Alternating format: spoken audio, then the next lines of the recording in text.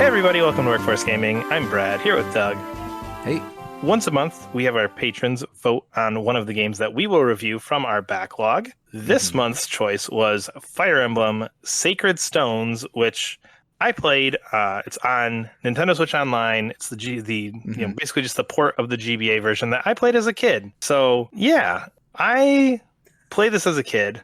And I don't think I understood it as a kid. I remember looking at this and being like, I remember all of how this looks and nothing else. And I don't think I would have been happy playing this as a child. Which Fire Emblem is this? Do you have like any idea like what number Fire Emblem this would be? Is this Fire Emblem 3? Is this Fire Emblem 6? No. Is this like no idea. No, okay. I have no idea. Yeah. It's the second GBA one. And I think at least here, I think that was the second one released. So Game Boy Advance, the first one's just straight titled Fire Emblem. So I'm assuming that's the first one released here. Yeah. And then this was released after it. So I'm assuming it's the second Fire Emblem here, which probably puts it somewhere in that 5 to 8 range of actual Fire Emblems. Yeah, in the middle of Yeah, exactly. So if you don't know Fire Emblem, it's a very kind of straightforward tactics game, basically grid-based. You move around. There's kind of this like rock, paper, scissors elements of like spears, axe, and swords of what trumps what.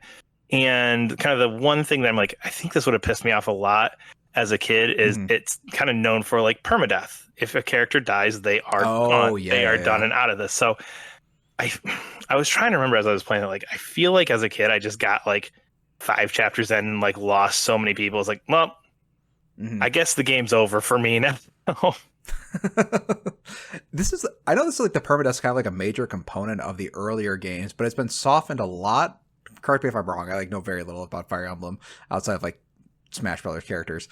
But like from what I had heard is like the old fans really love the permadeath stuff, and then the new games kind of like they didn't get rid of it necessarily, but you can like turn it off or change it or something in like some significant way.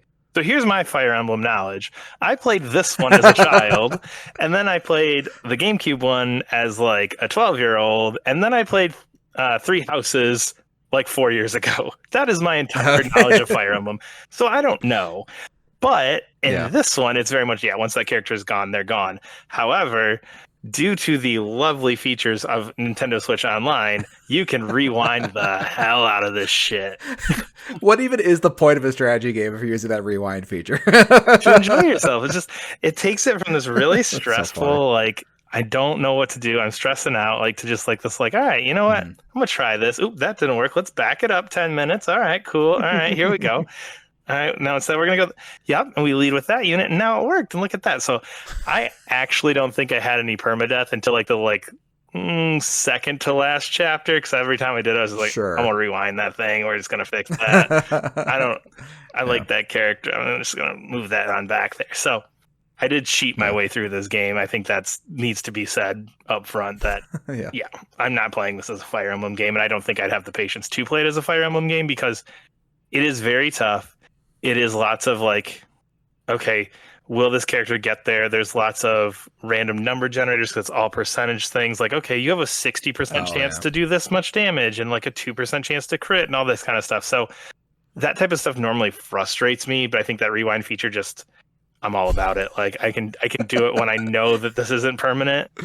And so I enjoyed my time, but it is just, if you have a picture in your mind of what Fire Emblem is, I don't think there is literally anything here that is not that exact picture in your mind of what Fire Emblem is. Yeah. The story is very much just like the kingdom of something something invaded kingdom of something something, and they had a truce for 400 years, but now there's a bad guy who told the king that this thing should happen, and so he invaded, and you should stop that. There are some good video game stories back in the day, but like the standard for video game storytelling has gone up astronomically since like the early 2000s. Yes. Like Metal Gear Solid now, like Metal Gear Solid 3, I think with Delta is like, it's an okay video game story, but that was like mind blowing. Not only the best, but like just astronomically better than everything else. And now it's like average at best. So like, I could absolutely believe that game has not a good story. I do have a question though, because like one of the things I do like going back to older versions of like older games in a franchise is that they're much simpler. Yeah. While like you'll play like the new one that has 20 new mechanics like from the first game, to the point where it's like there's too much to keep track of. Is there like some like simplification that makes it just like an easier game to play? I mean, no, it's a difficult game. I'm just saying, like, as far as keeping track of stuff, it's so simple because it's just literally just okay. Move your character. You can attack. 90% of characters, it's just the 4 spaces directly connected to you. If you've got a unit with range, then maybe it's like the 8 spaces kind of around you, and that's it. There's no like, oh, you're building a meter. There's no hyper this. There's no da. It's pretty much just straightforward. Play it. You level up. There's a couple items that'll boost your class, but that's it for the most part. Again, I mean, it is as straightforward as they come. It's actually funny because I started playing this, fell off it for a minute, started playing Final Fantasy Tactics. This got voted for on Patreon. And I went, well, okay, I guess I'm going back to Fire Emblem. And playing it compared to Final Fantasy Tactics, the simplicity of that compared to the new Final Fantasy Tactics remake, it's night and day. I'm too stupid to play Final Fantasy Tactics. Like I literally stopped playing it because I'm just like, this game makes me feel stupid. Like I'm 36 years old, and this game made me feel stupid as a 9-year-old. That makes me feel stupid as a 36-year-old. And Fire Emblem was just like, oh yeah, this is my speed right here. Like you can at least understand. There's not 100. That you have one set of experience points. You level up sometimes. Every time you attack an enemy, it does about the same experience points.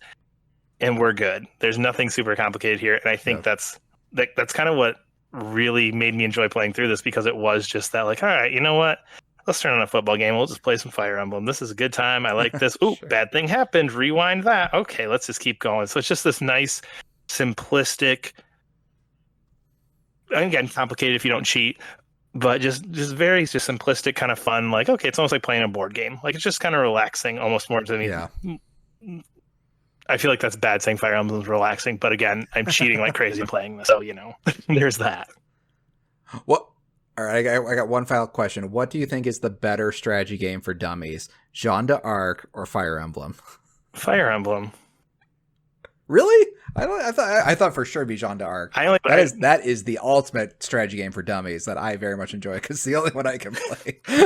I will admit, I think I played like 5 hours of that, and then something else came up, and I never went back to it. So I never actually finished that one. So that's why my instinct is just Fire Emblem, because I'm like, okay, I actually finished that one. She finished that. That's fair. That one, admittedly, insanely good intro in that game, but it did not make it much further past the intro, because I was like, all right, I got other stuff to do. Okay, cool, great. To go back to that one, but maybe we'll add that to one of our polls for this. That'd be a great one. I'd actually play. I'd be down to play that one as like a dual review for sure. Things we should discuss at other times. Anyway, Fire Emblem Sacred Stones. Again, if you're looking for just a classic tactics game, I think it is a fantastic tactics game. I think for those of us who feel stupid sometimes, it doesn't make you feel stupid. It has a layer of complexity to it that you can avoid if you want to, based on the Nintendo Switch Online version. So just all around a great time. So if you'd like to vote for our next backlog game of the month, we have a new poll up on our Patreon right now. Next month's games, we have Earth Defense Force 6. Go kill some bugs, Doug. Mm-hmm. I'm excited for that. That one. Yeah. It's a weird series I'm not into that often. Tales of Grace's F, remastered, because really I'm just looking for a justification to finally finish it.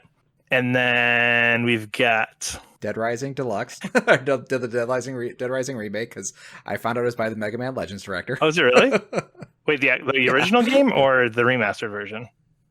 Both, I think, actually. I know the original one for sure. And then, if you came back. And then Luigi's Mansion, because that also just popped up on Nintendo Switch Online, and I've never actually played a Luigi's Mansion game, so I was kind of excited to check that out at some point. Yeah. Despite having, every Nintendo system ever, that's just always the one I skipped over. So you can vote on that through the month of November, and then we will create a review for that by the end of December. But we are Workforce Gaming. Subscribe to our channel, leave a comment below. There's a link to get to that Patreon page where you can vote for those games and hear some bonus audios for our thoughts on other games. We'll see you later. Bye.